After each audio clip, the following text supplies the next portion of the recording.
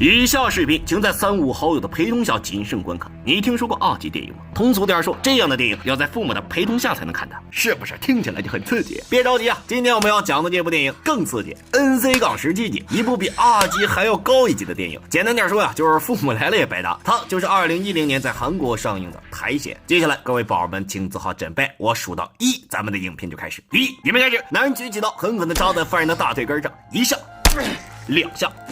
犯人只是微微抽了下嘴角，并没有吭声。男人一看一眼，还挺能忍呐，当即又是一刀。突然，犯人睁开眼睛，死死瞪着男人，不是扒下了爹，就这啊！好家伙呀！此言一出，吓得男人是撒腿就跑啊！但跑归跑，男人并没有放弃。深夜，他趁犯人熟睡时又来了，并且还在犯人脚底板狠狠地划了一刀。不得不说啊，这一下多少是有点疼，都把犯人清醒了。但紧接着，犯人就像是没感觉一样，继续闭上眼睛睡觉。看着犯人如此嘴硬的模样，狱警将其带去其他牢房关押。没多久，闯进来4名犯人，对他就是一阵拳打脚踢。终于在犯人腾昏过去之后，他们停手了。殊不知这一切其实都是警察的主意。厌烦了当警察的日子，从小就渴望权力和自由的他，在犯人嘎达巴入狱之前就看中了他。嘎达巴参加过越战，自觉罪孽深重的他，回国后成了一名传教士。由于他能说会道，笼络人心的能力十分强悍，尤其是信徒们还自愿集资给嘎达巴建教堂啊！警察见过嘎达巴的号召力和凝聚力，从心里就看不惯这种只用嘴说话的人，于是用了各种理由将他关进了监狱。结果没想到啊，他指使犯人去教训嘎达巴，而这些犯人都被嘎达巴的演讲所感动。现如今呀，是做点亏心事晚上就睡不着啊。警察很生气，但同时也感觉到与其去教训嘎达巴，不如利用他来实现自己的愿望。于是他向嘎达巴提议，带领这些犯人去深山老林里一起生活，这样也方便教化他们。嘎达巴一听是个好主意啊，于是便同意了。毕竟自己这么牛逼的统领能力，不能浪费了，不是？很快，警察和嘎达巴还有一些犯人开启了与世隔绝的生活。起初这些人很穷，只是吃些白菜，后来慢慢的生活也好了起来。久而久之啊，这里就成了一个富足的世外桃源。可随之而来的是嘎达巴的失势。起初犯人们对嘎达巴还是很尊敬的，但是后来他们觉得嘎达巴不仅啰嗦，还喜欢命令他们，这让犯人很不爽啊。于是他们全都投靠了警察，选举他为村长，而嘎达巴就这样被孤立了。后来过了几十年，村长还有犯人们全都成了老人。这一天，嘎达巴突然死了，村里通知了嘎达巴的儿子嘎达哥，殊不知嘎达哥的到来将会使这个村子加速灭亡。起初嘎达哥并没有感觉父亲的死有什么问题，尤其是村长还有其他人都热情地招待了他，但在谈话期间，嘎达哥感觉他们话里话外都在表示这个村不欢迎你，你最好赶紧走。那嘎达哥能走吗？必然是不能啊。再说了，他们这么着急赶我走，不是父亲的死其实他们搞的吧？嘎达哥心中怀疑，必然要解开疑惑。第二天，他坚持请来法医给父亲尸检，可来的这个法医似乎很害怕村长，最后告诉嘎达哥，你爸就是正常死亡，没有任何问题。嘎达哥是个犟种啊，他不信。将父亲下葬之后，他去银行查了父亲的财产记录，嘎达哥发现父亲名下的地皮还有钱全都归了村长，难道是为财杀人？果然，在嘎达哥收拾父亲地下室的书籍时，发现了很多账本。嘎达哥不知道这其中有没有猫腻，于是故意在村长面前提及此事。果然，村长一听，神情显得很不自在。当晚，嘎达哥特意在门外安装了一盏感应灯，并假装去了村里小卖部老板娘的店里借住，但其实他睡在了客厅内，等待鱼的上钩。当晚下起了大雨，果然一个人影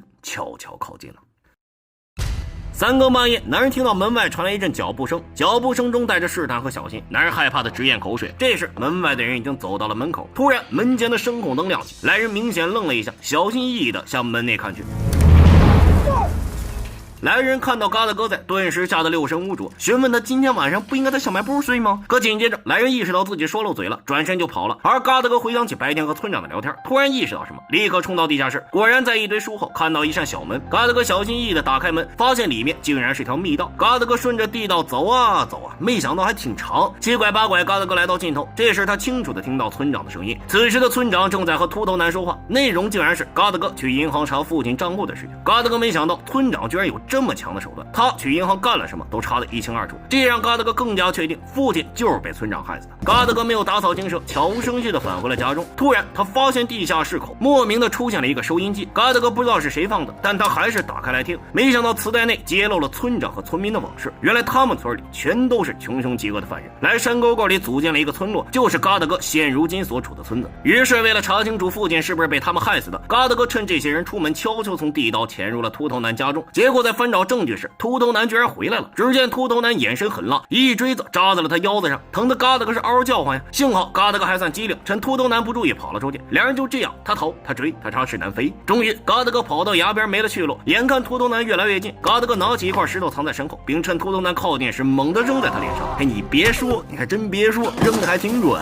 最终秃头男掉下悬崖摔死了。很快村长和村民赶来，发现了秃头男的尸体，而嘎达哥立刻假装路过。大家好啊，没事我就先走了。这嘎达哥虽然走了，但村长一看肯定是这小子干的呀。但为了长远发展，村长决定不下杀手，别让嘎达哥赶紧走。可好兄弟马家叔不愿意啊，敢杀我兄弟，我让你吃不了兜着走。果然当天晚上，马家叔就埋伏在嘎达哥家中，打了他一个措手不及。嘎达哥虚啊，没几下就被抓住了，被马家叔五花大绑的回了家。此时的马家叔以为胜券在握，准备去村长家串门，殊不知对敌人的放肆就是对自己的不负责任。醒来后的嘎达哥利用打火机点燃一旁的草垛，很快大火蔓延到了马家叔家中。马家叔一看家被偷了，于是抄起镰刀赶了回去。他看着罪魁祸首的嘎达哥举起镰刀就要狠狠砍下去。危急关头，小卖部老板娘及时喊住马家叔，可老板娘并没有多说什么，反而马家叔在看到他的瞬间扔掉镰刀冲进房间，拼命拆下挂在墙上的照片。可没想到马家叔的衣服被大火点燃，最终被活活烧死了。此时一个原本的世外桃源，因为一个外来人处在岌岌可危的地步。村长为了自己的土地主地位，决定做点什么。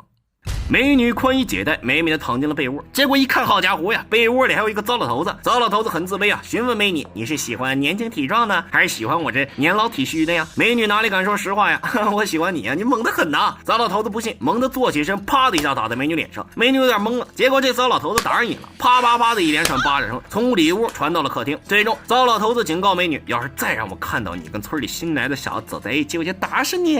美女没敢出声，只感觉脸上火辣辣的疼啊。殊不知，此时的美女已经把糟老头子还有整个村子里的人都恨透了。现如今嘎达哥来调查他父亲的死因，美女老板娘必须抓住这危机翻身的机会。与此同时，村里接连发生命案，一个听命于村长的大个承受不住压力，害怕被报复，于是将村长所做的脏事全都告诉了嘎达哥和一个检察官。殊不知大个的发言全都被藏在地道内的村长听到了。敢出卖我，你小子看来是活腻了。果然第二天，村长就把大个叫去了河边，然后一个推搡把大个推下崖底摔死了。嘎达哥看到大个的尸体，意识到村长杀人灭口了，于是气冲冲的找到村长，他气愤地掀了村长的桌子，质问他是不是杀了自己的父亲。而此时的村长超级淡定，他将嘎达爸如何从一个人人信仰的传教士变成人人厌烦的人的经过全都告诉了嘎达哥。最终村长却表示：“我没有杀嘎达爸，不过如果嘎达哥想知道真相，那就今天晚上来找我吧。”嘎达哥知道这是场鸿门宴，但他必须参加。很快到了晚上，嘎达哥如约而至，但村长似乎没想让他活着离开，竟然拿出了一把枪，明里暗里威胁嘎达哥的死期到了。谁知危急关头，警察赶到，并将村长这些年非法占据地皮与官员勾结，在村里称王称霸的事情全都说了出来，而且证据确凿。村长有点难以置信，再看一旁眼神发狠的老板娘，村长知道他被出卖了。最终无处可逃的他饮弹自尽，而最终法医也最终确定嘎达爸就是自然死亡。后来警察查封了村子，改成了旅游胜地，而这里的负责人摇身一变成了老板娘了。这天嘎达哥来串门，结果看到老板娘站在了村长曾经建在山腰的别墅上，下一秒老板娘嘴角浮现出了一抹得意的笑容。顿时嘎达哥心中升起了一股寒意，他想起通知嘎达爸死亡的电话是老板娘打给自己的，还有他从地道爬出来听到的磁带录音也是老板娘给的。嘎达哥猜的没错，他就是被老板娘利用了。